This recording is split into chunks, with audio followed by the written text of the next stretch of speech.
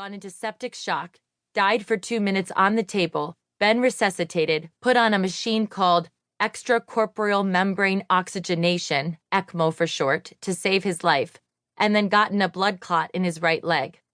Clots are a risk of ECMO. The machine that saves you can also destroy you. Nick had internal bleeding, so they could not put him on blood thinners. But blood thinners were essential to breaking up the clot and getting blood flowing to the bottom half of his leg.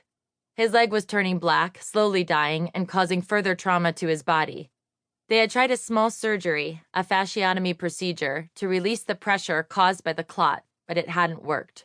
For the last 3 days, the doctors had warned they might need to amputate Nick's right leg.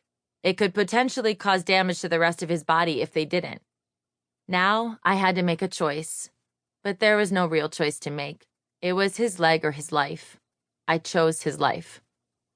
"What time can you come in?" the nurse had asked me. I almost dropped the phone when she said it. I asked every day, but the hospital had told me over and over again that I would not be allowed to come see him. They had said it again that very morning as I cried on the other end of the phone. The hospital was closed to visitors. This call, just an hour later, took my breath away, the head nurse suddenly asking, "When are you coming in?" "Right this very second!"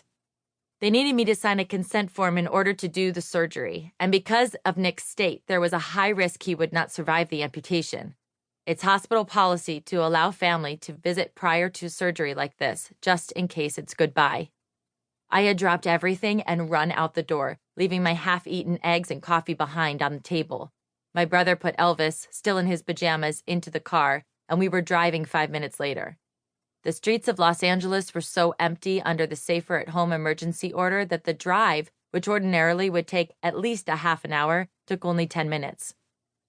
The shock of the sudden car trip when we should have been eating an early lunch caused Elvis to go into tears. So to keep him happy, we put on his favorite song, "Can't Take My Eyes Off of You."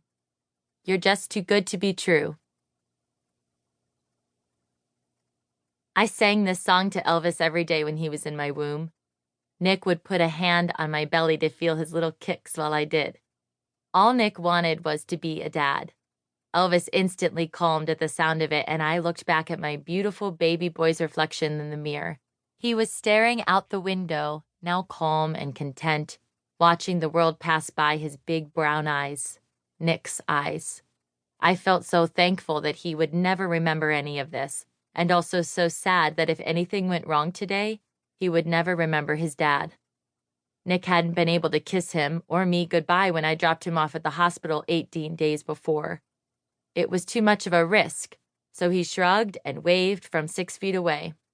That had been our last goodbye. The elevator door opened, a right turn at the hallway, and there were the doors. I could see him through the glass immediately, lying in the corner room off to the left. I had been strong today until this point. I had accepted that this had to happen and believed it would be the thing that would finally start to change his progress for the better. But with that first glimpse of him, I crumbled. I saw for the first time what COVID-19 had done to Nick. Tears streamed down my face as I took it all in. I was handed a box of tissues that I emptied in 2 minutes. My surgical mask was soaked through with tears instantly, and I had to replace it repeatedly over the next hour. As time went on, bodies moved around him, preparing him for surgery as quickly as possible. But for me, it was happening in slow motion. Standing next to the glass looking in, I couldn't believe it was real. I never felt so sick or helpless in my life.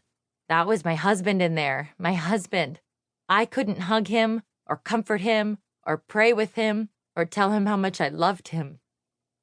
His face was barely visible under the mess of tubes, lines, and machines around him. 3 giant towers surrounded his bed, lit up and flickering like skyscrapers at night. He was still asleep, but his eyelids were too weak to fully close. I could see his eyes, eerily half open. He looked nothing like the man I had dropped off just 18 days ago.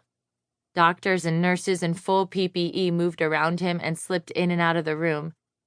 Wearing a mask and gloves, I was allowed only as far as the glass wall outside his room, but each time someone opened the door to enter or exit, I screamed as loud as I could, "I love you, Nick!" "It's Amanda, honey."